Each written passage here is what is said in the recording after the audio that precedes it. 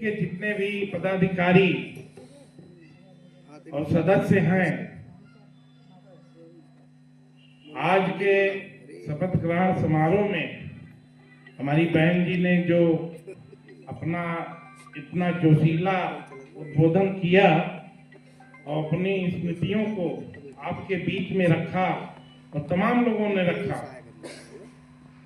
निश्चित रूप से अगर आप निस्वार्थ समाज की सेवा करने के लिए इस समिति में आए हैं तो मुझे विश्वास है कि कहा गया है सत्य परेशान हो सकता है लेकिन पराजित नहीं। आज आवश्यकता है हम लोग राजनीति और समाज के क्षेत्र में, समाज सेवा के क्षेत्र में कार्य करते हैं। तमाम समस्याएं, घर की समस्या मतलब किसी के परिवार की समस्या, जमीन की समस्या, तमाम समस्याएं आती हैं जिसमें जो गरीब व्यक्ति है उनको थाने से, तहसील से न्याय नहीं मिल पाता, कमजोर हैं, पढ़े लिखे नहीं हैं। तो मैं आप लोगों से अपील करूंगा कि मैं भी प्रयास करता हूं कि सारी समस्याओं का निदान सिर्फ न्यायालय में नहीं होता, समाज में भी उसका निदान होता है। तो आज मैं आपके समिति से यह अपील करता हूं कि इस प्रकार की छोटी मोटी जो समस्याएं हमारे बीच आती हैं उनका समाधान अगर आप लोग परिवार में बैठकर, लोगों के बीच में बैठकर, पक्ष विपक्ष को बैठाकर अगर इस समस्या का समाधान करवाएंगे तो यह बहुत ही परोपकार आप समाज के लिए करेंगे।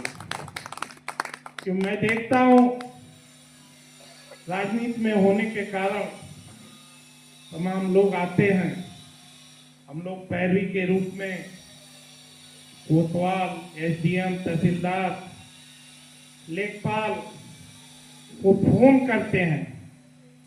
बेचारा गरीब, अनपढ़, पढ़ा लिखा जाता है, वहां उनको न्याय नहीं मिलता बल्कि तिरस्कार मिलता है। तो ऐसे लोगों को न्याय दिलाने के लिए इस समिति के माध्यम से आप लोग कार्य करिए। आने वाले समय में इस समिति की ख्याति आप लोगों के नेतृत्व में शाहगंज कोतवाली क्षेत्र में बढ़ेगी और जब आप निस्वार्थ कार्य करेंगे तो आपका सम्मान जिले स्तर तक और प्रदेश स्तर तक बढ़ेगा। क्योंकि इस समिति की संरक्षक माननीय राज्यपाल महोदय हैं और प्रदेश के सभी मंत्रीगण हैं। आप अगर निष्पक्ष रूप से, निस्वार्थ भाव से किसी समस्या का समाधान शासन स्तर तक पत्र लिखकर न्याय दिलाने का प्रयास करेंगे तो निश्चित रूप से शासन स्तर पर पीड़ित व्यक्ति को न्याय मिलेगा। या मुझे आज पूर्ण विश्वास हो गया कि यह समिति जिस ध्येय, जिस लक्ष्य के लिए महात्मा गांधी ने बनाया था उस लक्ष्य को प्राप्त करने के लिए आप कार्य करिए। और माननीय अध्यक्ष जी, आप अधिवक्ता हैं, हम शाहगंज नगर के निवासी हैं। जहाँ कहीं भी आवश्यकता अगर पड़ती है, लोगों ने कहा कि आज के दिन में भ्रष्टाचार अपनी पराकाष्ठा पर है, किसी को भी थाने और तहसील से न्याय नहीं मिल रहा है।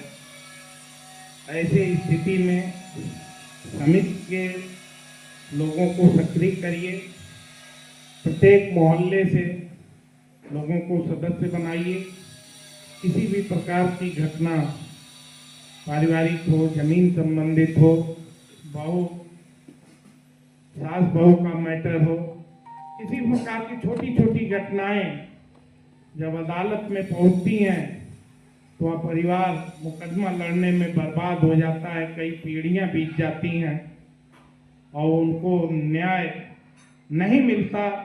और मुझे जहां तक अनुभव है, मैं चेयरमैन प्रतिनिधि था, तमाम ऐसे मामले को मैंने निपटाया जो कई पुश्तों से आपस में विवाद न्यायालय में चल रहा था, लेकिन उसका समाधान नहीं हो पा रहा था। लोग न्यायालय के चक्कर में तमाम धन खर्च करते थे। जब वह मामला मेरे बीच में आया तो मैंने दोनों पक्षों को बैठाकर एक न्यायपूर्ण बीच का रास्ता निकालने का काम सैकड़ों मामले में मैंने 5 साल में अपने कार्यकाल में किया है। तो मुझे अनुभव है कि जो न्याय हम समाज में लोगों को दिला सकते हैं वह न्याय न्यायालय में नहीं मिल पाएगा, क्योंकि गरीब मुकदमा लड़ नहीं पाता, साक्ष्य दे नहीं पाता। कानून को साक्ष्य चाहिए।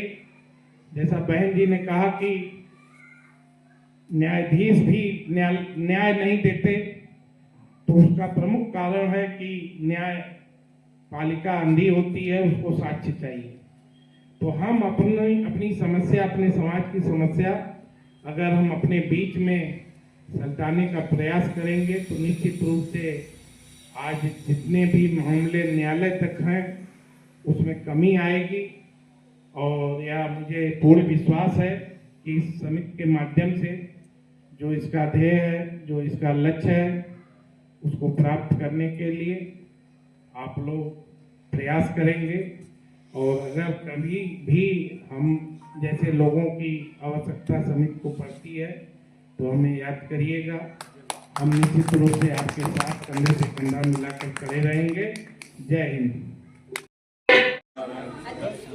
ईश्वर अच्छा की ऐसे चलिए, हाँ सामने शपथ लेता हूँ कि मैं अपने पद के कार्यों को सत्यनिष्ठा व ईमानदारी से बिना किसी भेदभाव के सेवा भाव से एवं लगन से पूरा करूँगा।